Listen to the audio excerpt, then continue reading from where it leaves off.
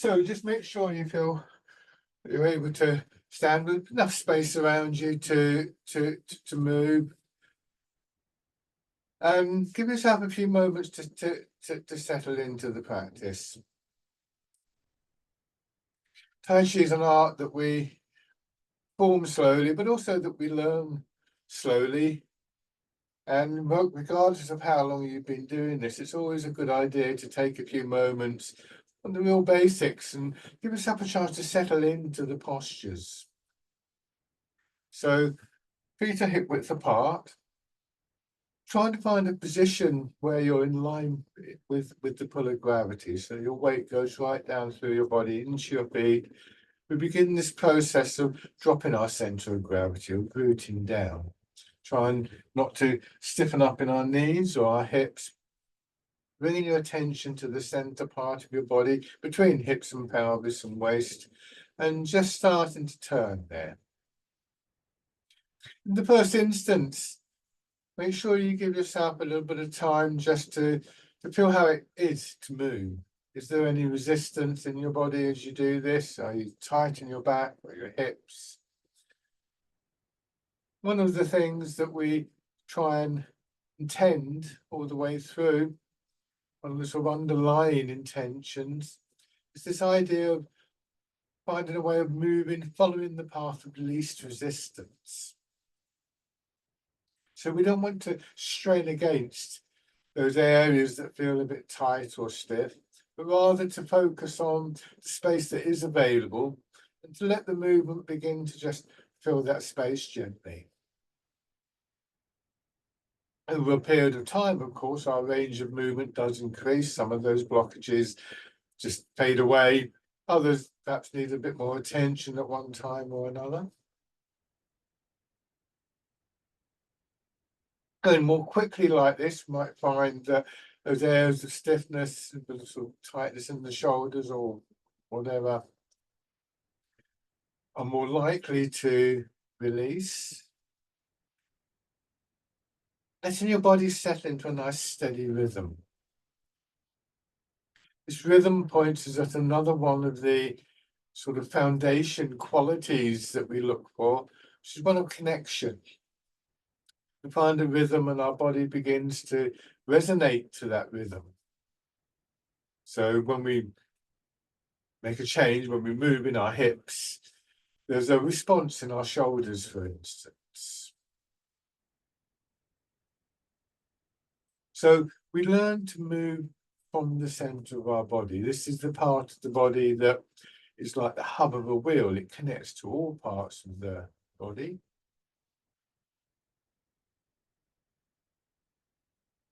So as you do this, just feel what movement there is, maybe in your legs, but more likely in the upper part of your body, your back, sides, your belly. Maybe noticing the action of certain muscles as they expand and contract.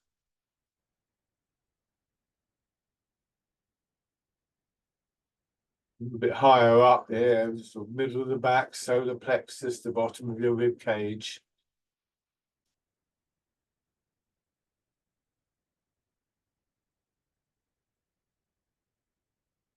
And up again to upper back, shoulders, chest.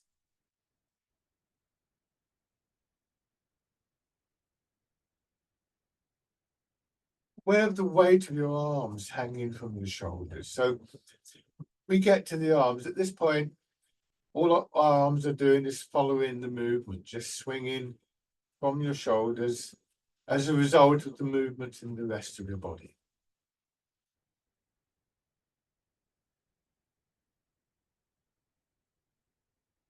And again, as we take our attention up through our body, we're looking to have this intention to follow the path of least resistance. So there are several things in our postures and in our movements that are constants. These are the grounding of everything else. There are plenty of variations above that, but as a sort of base level awareness, a base level physical response, and a base level intentionality, one that we always focus on to begin with, but which we move up from and expand from, so that the lowest, not the lowest, but that base level intention just fades into the background. We're aware of it in the back of our minds, but not necessarily having to constantly think about it. One sort of similarly for that I sometimes say to people is, it's like putting your shoes on in the morning and tying them up. To do that, they are the focus of your attention. You put your shoes on, you do the laces up, or you do the buckles up, and then you maybe go outside. You might perhaps go to the shops or go for a walk with a friend or whatever, and you're not constantly thinking about your shoes as you do that. But in the process of walking along, you might notice just something would tell you in the back of your mind that your shoe's coming undone. So you bend down and tie it up again. You don't even then, you probably don't have to think too much about it. And all that can happen because we wear shoes regularly. We're used to the feeling of a well-fitted shoe. We're used to the feeling of a shoe starting to come loose, and we're practiced in our responses.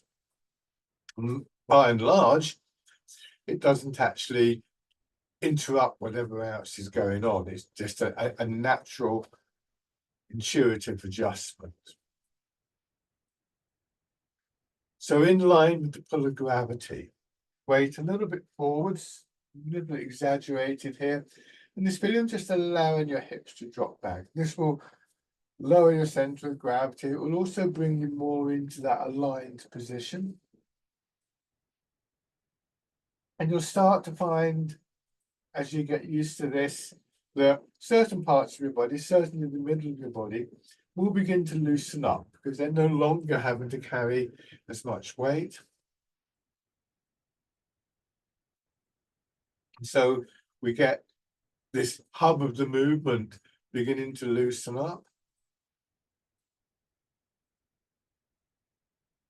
And again, we get that sense of a progression up through the body. We're aware of the resonances, the responses from the rest of our body as we do this.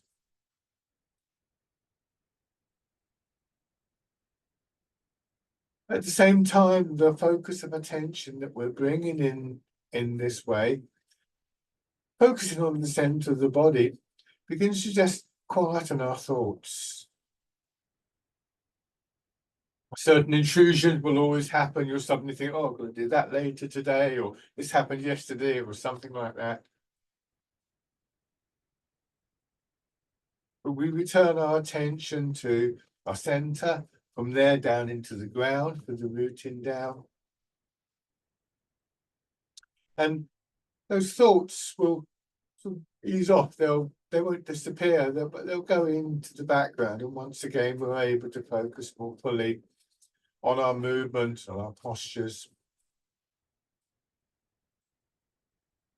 But we start to bring together three basic elements of body, mind, and movement. Body, mind, and energy, if you prefer the term energy. And these start to interact and mutually support each other. So this is a valuable exercise. It's a good early morning exercise because it helps you to physically warm up. It has a very gentle aerobic quality, helps your circulation, but also, again, helps you to establish these foundation qualities that we want to try and maintain during the practice and during the rest of our day. Just like we want our shoes to stay tied up during the day, but also which we recognize we may lose, but which we learn, and this is one of the great lessons of Tai Chi, I think, we learn to come back to them. Now, turn your hands palm forwards, raise them up a little bit, no higher than your shoulders. In this position, with our arms in a fixed position, we may notice more the connection between the center of our body and our arms and our hands. When we turn, our arms and hands follow.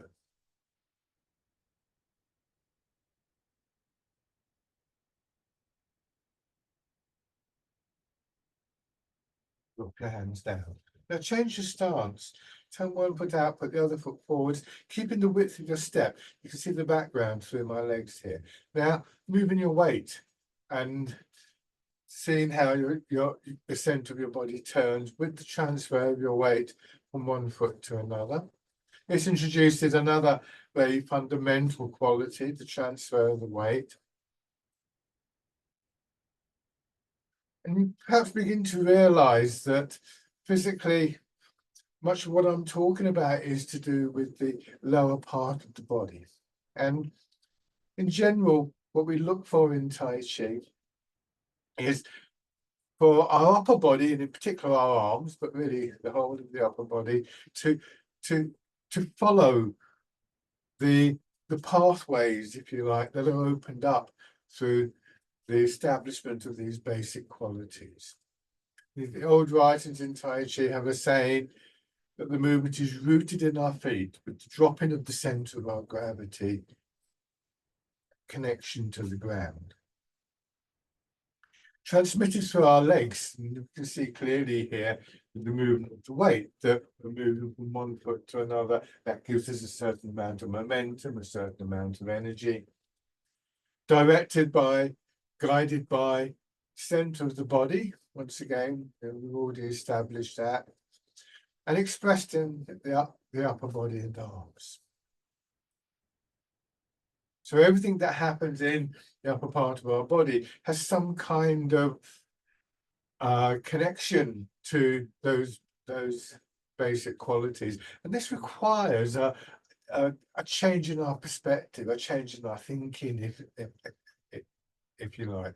We naturally gravitate towards an awareness of the front of our body, the upper part of our body, and our arms and our hands, often at the expense of an awareness of what's happening in the lower part of the body. So we put a massive emphasis on this. This shift of perception is very important in Tai Chi and Qigong. Have your other foot forwards. So one of the ongoing tasks in Tai Chi is a constant refining of posture to improve our alignment, to improve our root, our connection to the ground, and to improve our body's ability to respond to that, and to maintain a steady focus of attention, so that both physically and mentally, we feel as though we're starting to exist in a calmer, quieter space.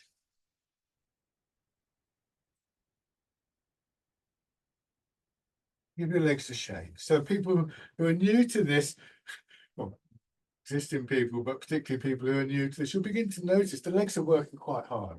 And these adjustments in our posture, they're quite subtle, they're quite small, but they do have a profound effect. So do take care.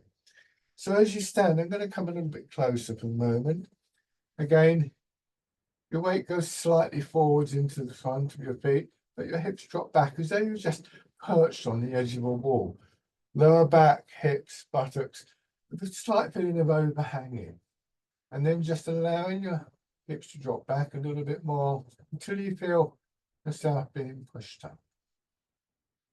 And then sinking down.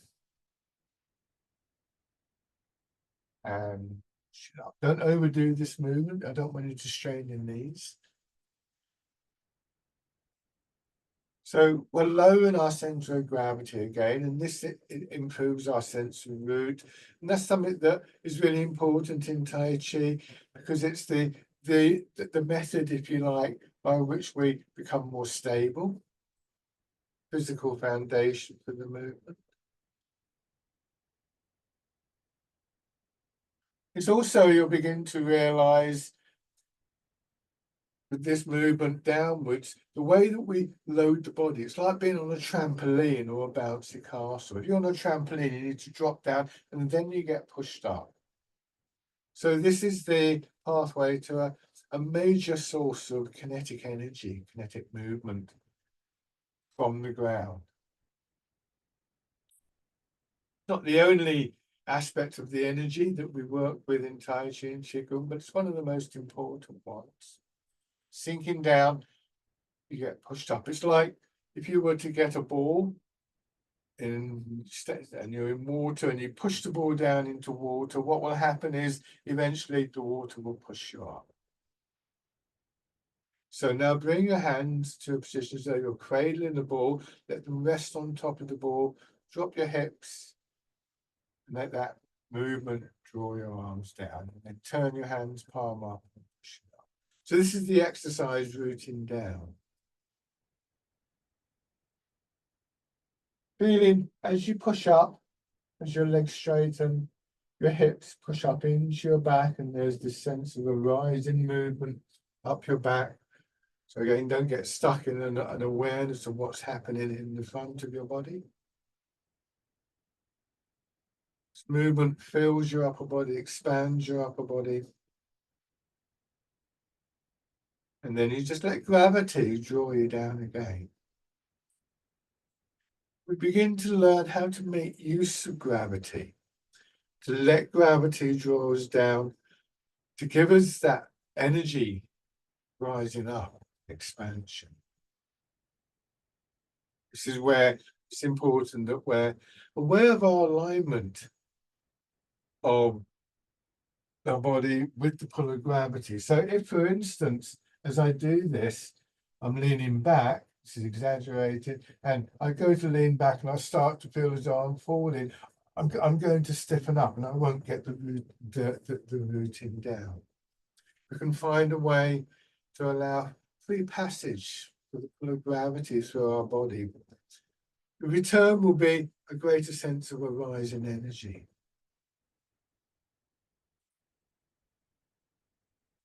Allow your breathing to work however is comfortable. Your body knows how to breathe. Not trying to alter anything to begin with. People with a bit more experience, if you're familiar with breathing method and breathing pattern, then you might want to introduce those.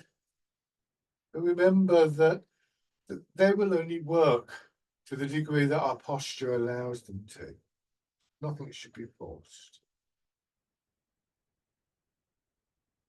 Trying to maintain not just a focus of attention, but a focus of intention. There is an intention to allow gravity to pull you down, to maintain your posture. We feel the movement coming up, and there's an intention in this exercise to push the ball up, so on and so forth.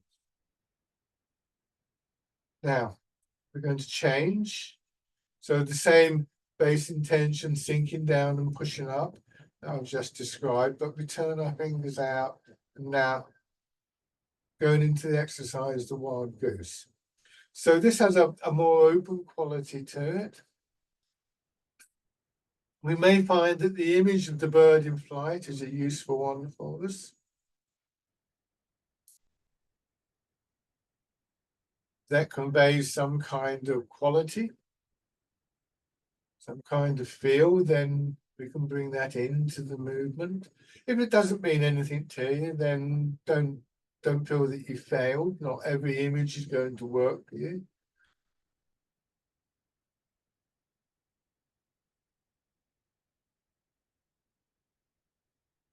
Another variation is to your hands crossed in front of your belly, push up, with your elbows being pushed out, drawing your fingers around a nice smooth circle, just parting the clouds. Just a very gentle, expansive quality to it. It's not a stretch upwards. And when you push your hands up, make sure they stay slightly in front of your body. We often find that for some reason, as our arms go up, we have a tendency to pull them back. Same thing in the legs as before.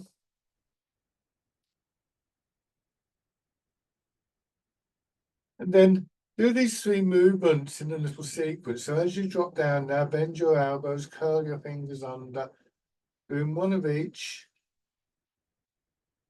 Just feeling the change, is that sense of movement, of energy. Gradually with each stage of the movement moves up your body. Noting the changes, and in time, as you become more familiar with those internal patterns of movements, you will find that you're able to bring more of an intentionality to those movements, to engage your awareness, your mind, alongside those other 2 factors of the body itself and the movement, the energy.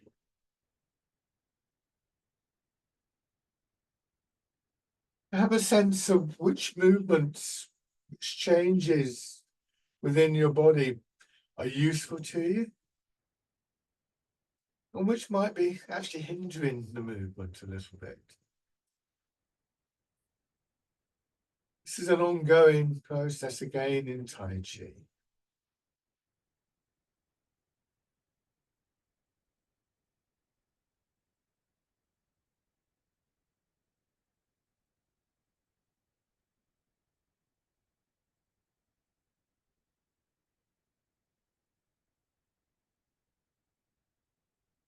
One more round of this.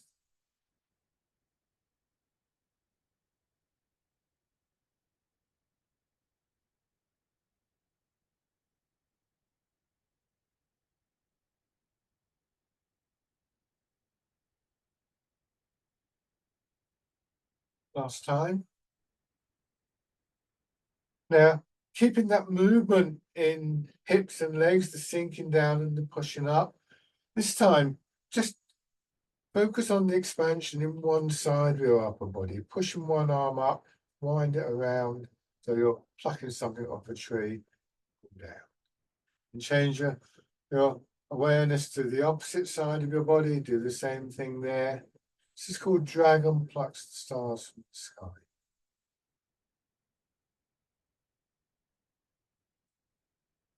When you roll your fingers around at the top of the movement, try and leave a space inside your hand. Don't grip tightly. You'll notice that I'm not stretching up. I'm stopping about here. I'm not going any further because then I would experience a tightening in my body.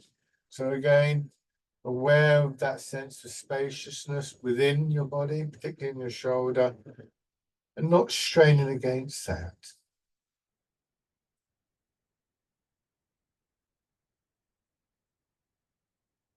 Also notice if you have a tendency to speed up. What we might find is, for instance, when you get to about here, this hand is already trying to start to move. This disturbs that calmer quality in the mind, this tendency that we have to rush. We can counter that by being aware of the center part of our body, so that rather than 2 stages, we start to think of this exercise in 3. Your arm comes down, fingers open, your attention comes to the middle of your body and then to the opposite side, and then push up and draw down. So what we have here is a good example of how an awareness of our body can help our attention to settle. And again, getting that sense of a quality of stillness, calmness in the movement. So our body will offer our minds a quiet place to rest. And the increased awareness, the clarity that we get through that calmness can then be used to, again, bring a sense of intention, or positive intention, or skillful intention to our movements.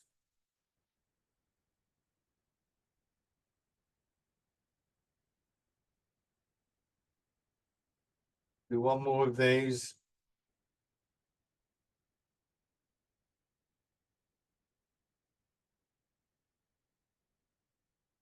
Let your hands drop down. Give your legs a shake. It's not, we don't often stand still in one place for very long. You know, we're standing in a queue at the supermarket, we're generally moving around. So it can be quite hard work to simply be in one place, to keep your feet in position and to not move from that for an extended period. And just recognize that, and recognize that when your legs get tired, when the muscles of your legs start to get tired, will start to stiffen up. And so it's better to just sort of take a little break and shake out, and then that will help your legs to recover, and then come back into the postures. For the next two movements, we're not going to go down and up in the same way as we just did, but we are going to try and maintain this position of a slight sense of overhanging. Remember, I said overhanging lower back, hips, buttocks, slight curve in the knees. This is a position that continues to allow a sense of movement down through the body. It's more subtle than the previous movement when we were bending the knees and then going up, but there is still the pull of gravity working through your body, and there is still the responsiveness from the ground, from your feet and your legs, giving you this sense of a two-way movement in your body. Now, from this position, bring your hands carefully to the sides of your body, and then around in front, this feeling of just lengthening gently through your back and spine, that movement expanding, pushing your arms up, and then following the movement downwards. Make a point of coming right back to the starting position, and then once again bringing your hands in. This time drop your elbows, push out to the sides, your body expanding and contracting. So the expansion comes from the center of your body, like a ball expanding or balloon expanding. It will push downwards, giving you that connection to the ground. But it would also push upwards, giving you the expanding energy to move your arms with.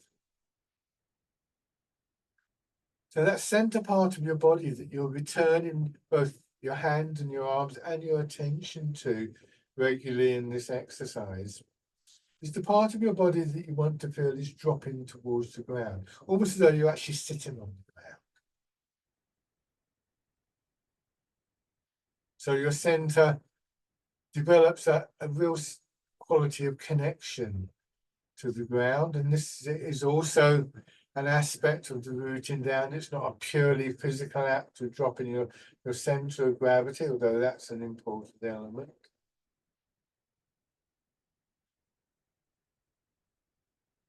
This helps to train our awareness to return to the center of the body on a regular basis. There's a rhythm here of expansion outwards, the return in a contracting movement to that physical center of your body, and from there down into the ground.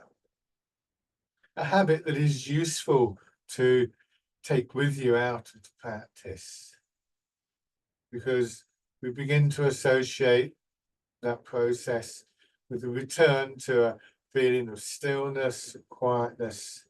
It's such a valuable thing to learn to carry with us. The movements are still happening. This time, when you push out, you turn in the center of your body, and once again, feeling how that directs your arms. Coming back. Push out, turn in the other direction. And back.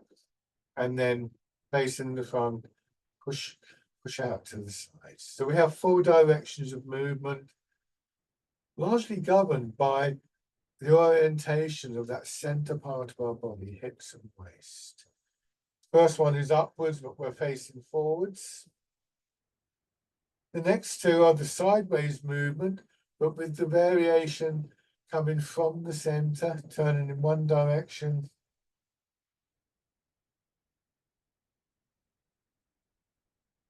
And then in the other.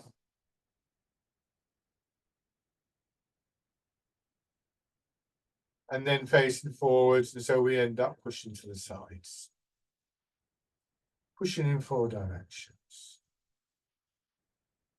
Keeping that feeling of your hips dropping back, and maybe just feeling a developing elasticity, suppleness, the soft tissue of our upper body.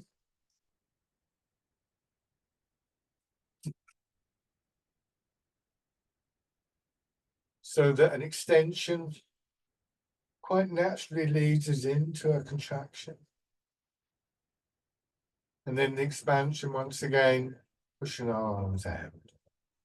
Yang to yin.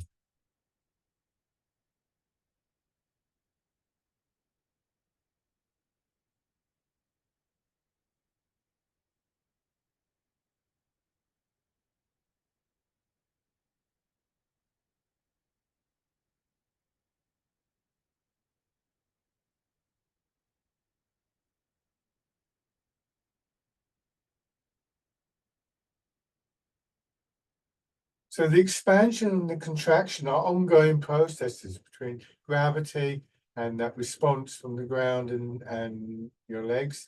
This time,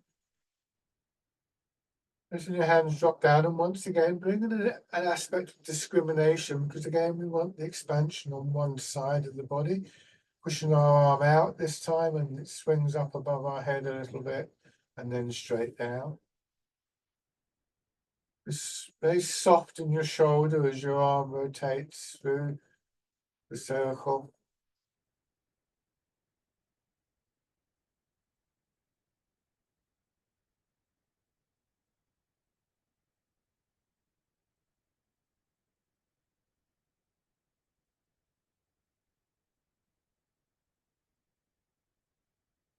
And then, once again, introducing the change by turning in the center of the body, the shoulders following that movement, your arms following that movement, not twisting your back around.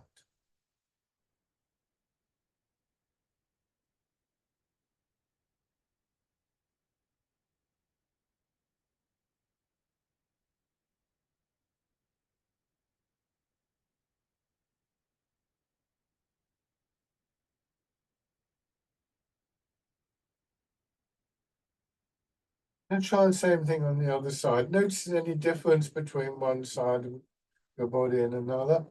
Once again, try not to pull your hands back behind your shoulders.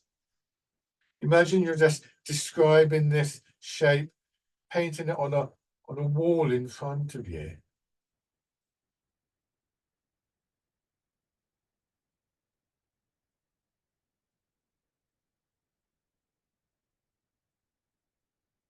Again, using an image focused through our intention. And then, once again, if it's comfortable, we'll turn. Notice whether there's any sense of kind of tightening or pinching, maybe in middle or upper part of your back.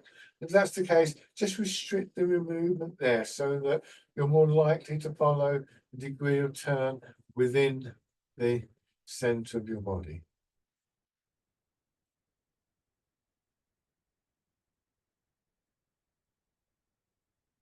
And then once again, swinging your arms around, loosen your shoulders.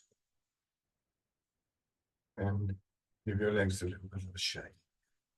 So each exercise has its own sort of unique pattern of movements that are reflected within the body. They also share with other movements lots of common factors. But it means that gradually this sense of movement, sense of energy permeates through the whole of the body in a very flowing, in a very balanced, harmonious way.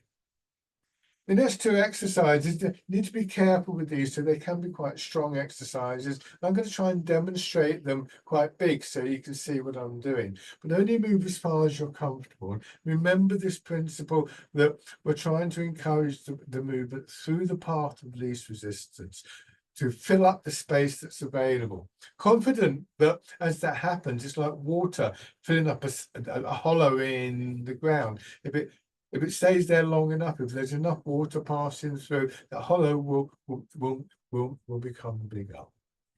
To start off with, again, in this position, with your hips just hanging back slightly, tilting your pelvis forwards and backwards. Try not to stiffen up in your knees. Notice that as you do this, there's a response in your shoulders and your arms. When the pelvis tilts forwards, your shoulders and head will go forwards. When the pelvis tilts back, they'll go back. And in between your hips and your shoulders, front and back, as you make the movement, there'll be one side of your body that's expanding slightly, and then that will contract, and the opposite side will expand and then contract. So again, we're thinking about the center part of our body and noticing how it affects the upper body. In this instance, it's a vertical rotation, not a horizontal rotation. Now, drop your hips down. Just again, push up. Your arms coming out. As you sink down this time, deliberately push your hips back. And then at the bottom of the movement here, let your hips drop back. Feel how that brings you to the upright position, and then pushing up. This is called rowing a boat in the middle of the lake. Don't overextend. Remember, I'm doing this quite big, so hopefully you can see the sort of mechanics of the movement. A really important feature here is how, when we allow our hips to drop back, when they yield to the pull of gravity, we just naturally come to an upright position with a lot less strain than we would normally associate with being upright. And this helps us to get this lovely open, spacious feeling in our upper body. Yet again, we realize significance of what's happening in the center of our body. And yet again, we come back to that awareness and show. One thing you can do with this, and indeed the next exercise, is as you come to the upright position, there's a moment where you just let yourself drop a little bit. Inevitably, we've stiffened up a bit, our shoulders may have tightened, coming upright. When we do that, we realize that there's a structure within the body, there's a strength within our body that continues to support us without that tightness, without that stiffness. In the first instance, I think we probably recognize that as the skeleton. But again, those of you with more experience may well have gone a little bit beyond that in your awareness, more than that. Oh. So rowing a boat in the middle of the lake, one more time. And then this time, as you come back up, hands resting in front of your belly, turn one side, then push your hips back. Notice how that extends your arms, turn back the other way, come to the upright and back to the center. Settle there and then turn in the other direction. This is called polishing the table, combining horizontal and vertical rotations in the center. So you can see what my hips are doing. I'll exaggerate. Notice how they swing across very carefully, coming to the upright position. Rest. And then changing sides. And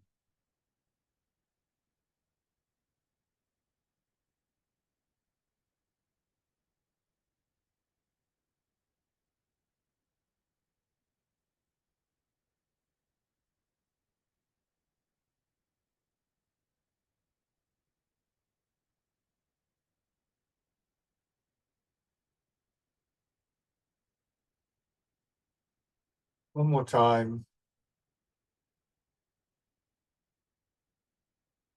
And just see if you can rest for a moment in that upright position. And again, give your legs a shake. Once again, changing our stance. So going into what we call the bow stance, you turn one foot out, step straight forwards with the other foot. You again notice the width of the step remains constant. We don't want to stand like this because it'll be like trying to balance on a log. And in length, about the same, maybe a little bit longer as the width. And once again, transferring the weight of your body from one foot to another. Giving yourself a moment to settle into each leg, to feel that dropping down and to feel the push up. But instead of letting it push us up, what we do now, the intention through the center of our body is to guide that movement into the other leg. So we're learning to move, maintaining the alignment of our body from the ground, maintaining the root. And this is a very dynamic movement. To begin with, the upper body was said to just sit on the hips. But it's actually more active than that. One image we commonly use, and this is universal in Tai Chi, we imagine when we're moving through water, because the resistance of the water, that soft resistance, encourages the kind of quality of movement and the quality of our joints and our muscles that we're looking to cultivate in Tai Chi. And if I were doing this in water, then as I move my weight forwards, the pressure of the water would push my shoulders back. So actually, there are some very subtle changes that begin to make themselves felt in our awareness when we use this image of moving through water.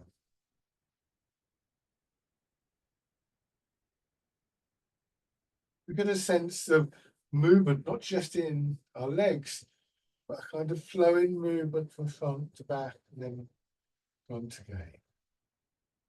So again, a sense of the movement, the energy, really having a strong connection to the ground and to our ability to release in our hips downwards. And this helps us to maintain good posture while we're in movement. Now, settle into your back foot, raise your toes, a little bit more of your weight go into the back foot. You have the front foot turned out here, go forwards, push your back knee forward so your heel comes on. And when we raise our toes and our heel, we find that we shift towards the leg a little bit more. And ultimately what we're trying to do is bring our head above our foot, to bring our body into line, not over two legs, but over one leg now. Try not to lean, because as soon as you lean, gravity starts to pull you forwards. And we want to do this and try and get as much weight as possible flowing down through the supporting leg. So there's hardly any weight left at all in what we would refer to as the empty leg in Tai Chi. And at that point, we can bring our foot in and then push back and out. And same thing on the other side. So steady yourself, root down over one leg, and only then take the step. Don't rush this process. You see at the moment, I'm resting my toes on the ground, but what I could do also maybe is to just raise my knee, trying to do that without disrupting the alignment of my body, without losing the root. It's maybe something that you have to build up to. And if you're trying it, try and keep some of your attention in the connection between your foot and the ground. Then on the other side, so from the parallel stance, step forwards, moving your weight, giving yourself a moment to settle into each leg, to feel that buoyant quality, that buoyant energy rising through your legs, and using that to help you to move. Maybe using that image of moving through water as well. So you can see how there's a variety of ways that we can look at this. And once again, we look for a foundation quality. The rooting down is always present. The response from our body, the rise in energy, is always present. or at least it's present most of the time, but we recognize it when it's not, like the shoes coming undone. We recognize it and we correct it. And then we have this intention to move forwards and backwards. Then maybe to raise toes and heel. So we develop the complexity of the movement, partly by trusting that those foundation qualities remain with us, or at least that we're going to be aware when we start to lose them. Don't feel that you've failed if you do lose them. This time, stepping in. A large part of the practice is to reinforce our awareness of these qualities. These are the things that we will take out of the class with us.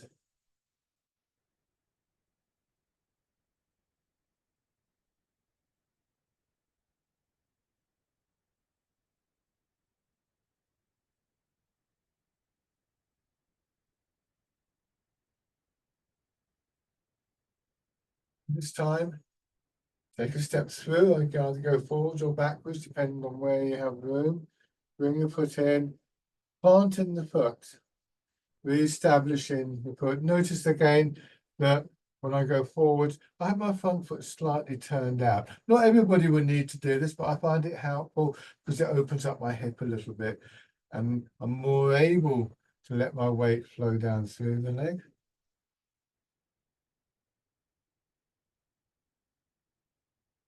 And then going back.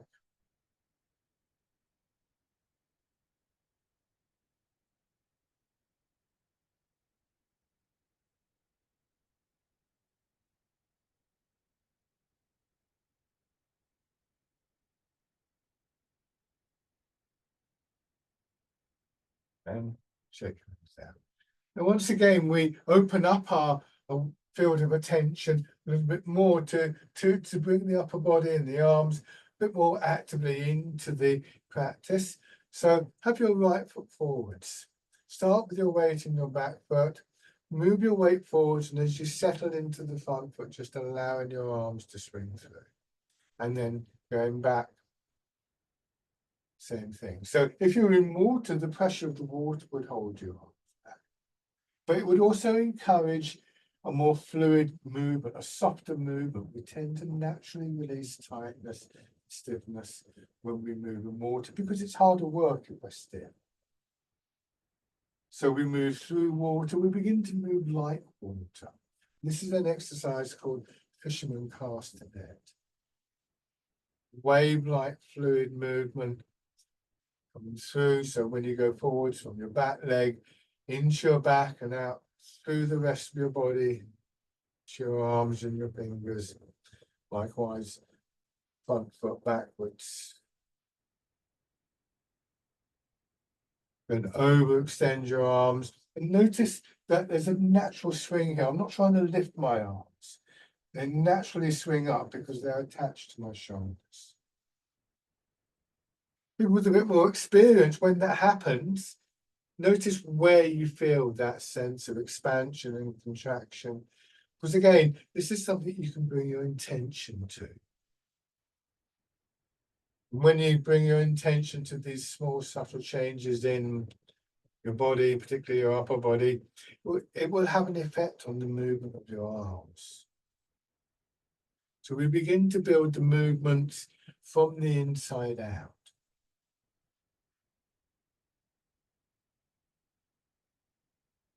At the moment we're going straight forwards and backwards and arms are moving forwards and backwards. Now, as you go back, turn your body so you swing your arms across your body and let them just swing up a little bit, no higher than your shoulders. Move your weight forwards, turn your hands palm down, turn to bring your hands across your hips, and again, to let them swing up. The weight goes back, your arms sweep down. Making a kind of sideways figure of eight movement, or what some people like to think of as the infinity sign. It's used in maths and physics. rooted in the feet, transmitted through your legs, guided, directed, shaped through the center part of your body, expressed through your upper body and your arms. So arms follow the movement, they stay very soft, and this is where we start to experience that sense of external flow.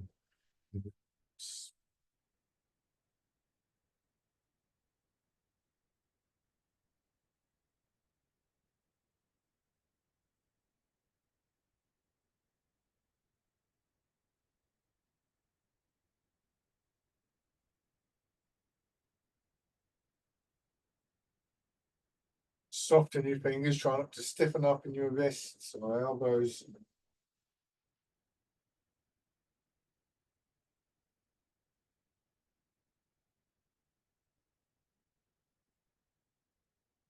Tighten your shoulders. And shake out.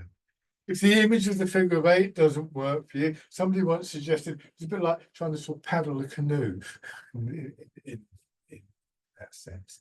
So we can make use of different images. And again, we learn that our body makes often very subtle responses to an image. This happens quite naturally to us through our day. We read a book with a description of something, or we see a photograph, or we pass an advertising board. We often get these little responses. And part of what we learn to do in Tai Chi is to, again, begin to make use of these smaller responses within the body through that focused attention, through that use of intention. And these smaller movements become like the building blocks, like the bricks in a wall, building the bigger movements. So have your other foot forwards, your left foot forwards, and go into fisherman cast the net. So it's not that we're not concerned with the bigger movements.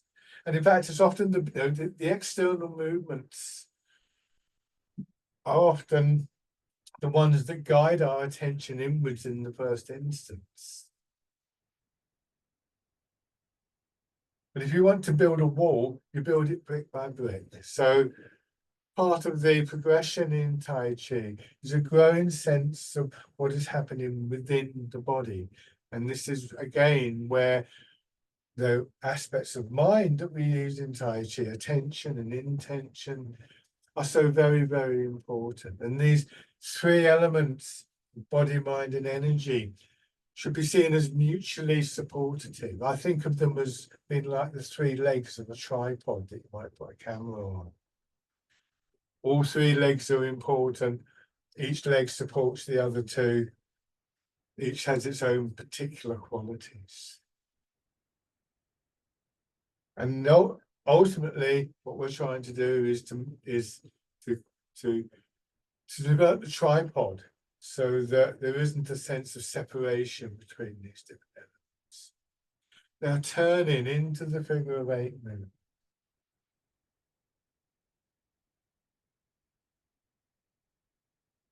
You might want to have an image of that. You know, if the figure of eight is a good image for you, you might imagine that shape in front of you and your fingers tracing it out. You might imagine trying to paint the image on a piece of paper. There's various ways that we can approach these exercises. We need to observe the movements to get a sense of the visual effect. We're going to be able to do that.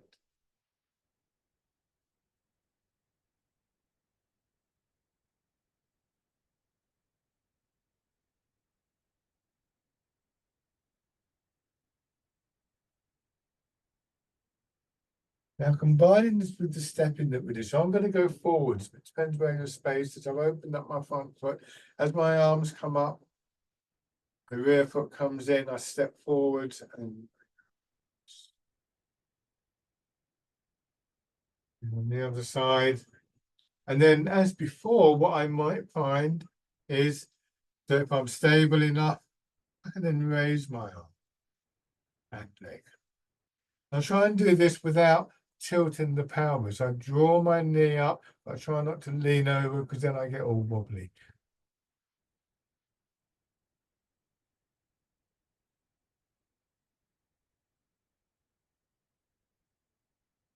And then I'm going to change direction. Make sure the foot is in position before you try to transfer your weight. So take your time. If you're new to this, it may take you a few goes. Become familiar with the shape, with the feel of the movement. It's a useful exercise to practice, good for a sense of coordination of the body and with a sense of stability and mobility that we get from it. Shake out. Lovely. Now, open your hands together and starting on your face with the pads of your fingers, just lightly tapping over your face. Quite a rapid movement. Over your head and neck. I use the palms of my hands here. And shoulder. Trying to relax your arm and your shoulder, go down the inside of your arm and up the outside. So it feels almost like you're tapping a drum. There's a sort of vibration, a resonance in the muscles there. On the other side.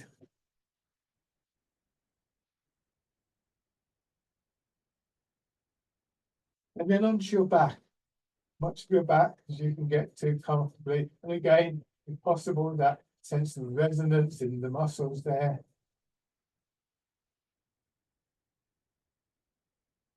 Going around your hips.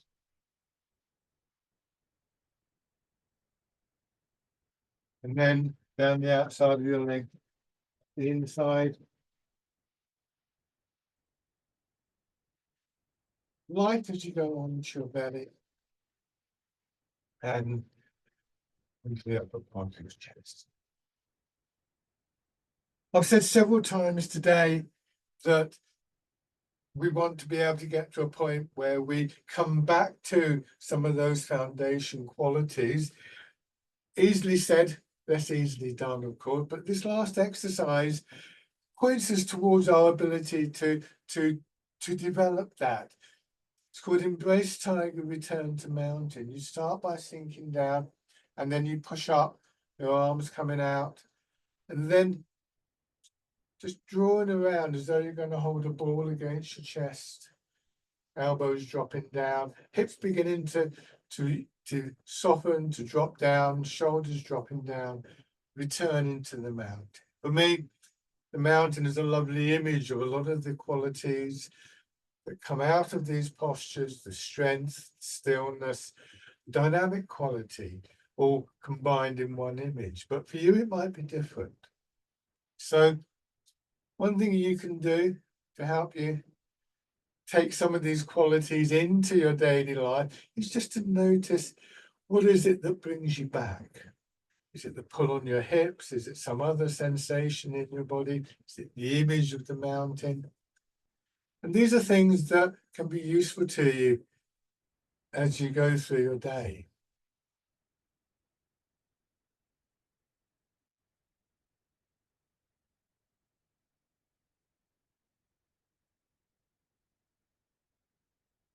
Embrace Tiger, Return to Mountain.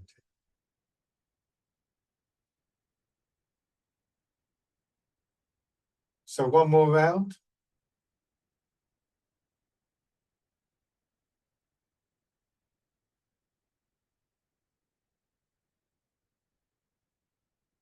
And just that.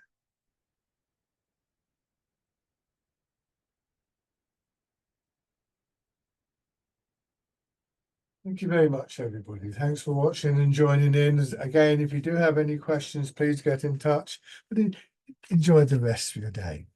Bye-bye for now.